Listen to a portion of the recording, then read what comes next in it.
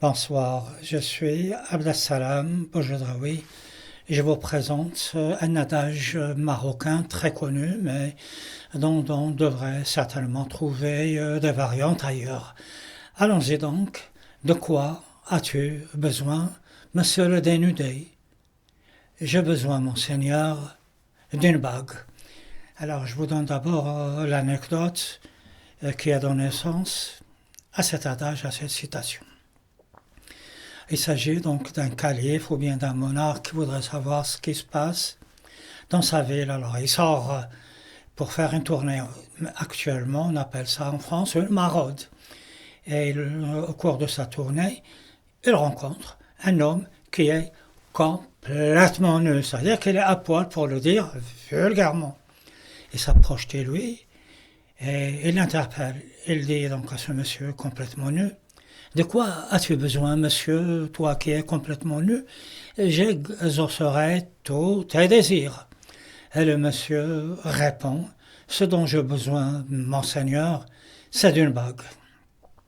Avant de fournir une petite explication à cet adage qui est tout à fait explicite par lui-même, je voudrais d'abord attirer votre attention sur les symboles très puissants qu'il contient. En premier lieu, le signe, le symbole de la déchéance. Cet homme qui est nu est en bas de l'échelle, il est dans la misère, il est dans le dénuement, il est dans quelque chose qui est assez grave, c'est-à-dire la déchéance. Le second point est la perte des réalités. Cette personne qui est complètement dénudée ignore qu'elle est, ignore totalement qu'elle est dans la déchéance, dans quelque chose de très méprisant. L'autre troisième symbole, c'est celui de la recherche du superflu. Alors que ce seigneur, ce calife, voulait exaucer le vœu de cette personne, c'est-à-dire cette personne aurait dû demander des habits, des vêtements, quelque chose d'autre qu'une bague. Il demande le superflu. Mais il y a également un symbole d'une très grande puissance, celui de la dépendance, c'est-à-dire que ici, le sort de cet homme dépend d'une seule personne. Alors si je voulais extrapoler, je dirais que dans un système que l'on considère en tant que démocratique, des humains dépendent du bon vouloir d'un État-providence. Alors est-ce que cet adage très puissant peut s'appliquer à la vie de tous les jours? Bien sûr que oui. Alors allons-y, quelques voyages en arrière. Durant l'Empire romain de l'Antiquité, les gens avaient faim, les gens étaient dans la misère, et qu'est-ce qu'on leur proposait? Eh bien des jeux de gladiateurs dans les arènes, et cela leur suffisait. Pareillement, lorsque l'Empire était dans la décadence et rentrait dans la misère, le César, l'empereur, s'enrichissait ainsi que ses amis, et ce bon vieux peuple, au lieu de se révolter, les citoyens, au lieu de se révolter, ils allaient dans le château. Ils avaient donc dans ces grandes habitations, très grandes dans les châteaux, donc des monarques, de l'empereur, pour lui transmettre leur soumission au lieu de se révolter et d'améliorer leurs conditions. Mais il y a aussi autre chose. Si l'on croit des livres d'histoire, à chaque fois qu'il y a une crise comme celle de 1929 ou d'autres pas aussi sévères que celle de 1929, les gens recherchent, semble-t-il, des objets de luxe.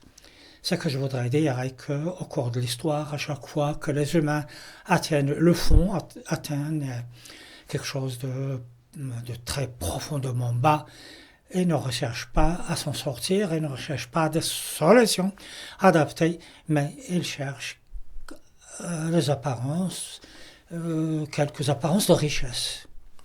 Ceci me mène à un autre point qui a été abordé par Bourdieu, à savoir la contamination de la classe prolétaire par la classe bourgeoise.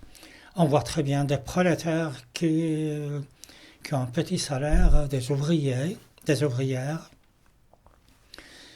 qui sont, comme je le répète, dans de petites conditions, au fond le plus bas de la société.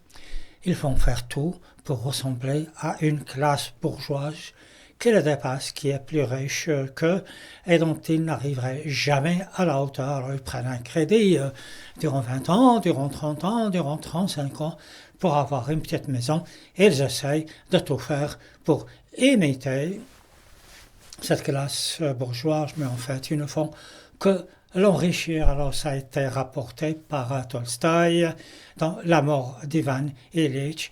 Alors Tolstoï nous dit que toute une petite classe d'arrivistes vont finir par vouloir imiter, mais avec du toc, les maisons, les tableaux, les décorations de la classe aisée, la classe aristocratique, et en fin de compte, toutes leurs maisons se ressemblent, toutes leurs maisons ont le même aspect, et surtout le même aspect de l'arrivisme et du conformisme, et tout se ressemble. D'une certaine manière, on arrive à quelque chose qui est la médiocrité. Alors pour le dire d'une manière, pour résumer, globalement, les humains ne recherchent pas ce qui est leur est nécessaire, mais ils vont vers le superflu, ce qui n'est absolument pas vital pour leur survie. Alors donc, je vous invite à réfléchir par vous-même à cet âge et à lui trouver d'autres adaptations que celles que je vous ai proposées. Je suis Abdessalam Aboujedraoui, je vous remercie pour m'avoir écouté. D'ici là, portez-vous bien.